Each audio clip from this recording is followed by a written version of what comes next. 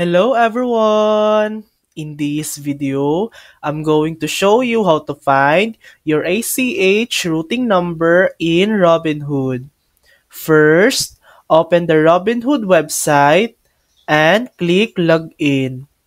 Log in with your email and password. Once you're logged in, go to the upper right corner of the screen and click on Cash. On this page, you'll see a section labeled Cash.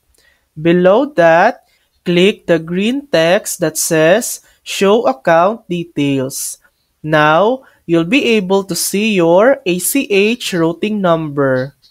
And that's it. That's how you can find your ACH routing number in Robinhood. Thanks for watching! If this video helped you, please like and subscribe for more helpful tutorials.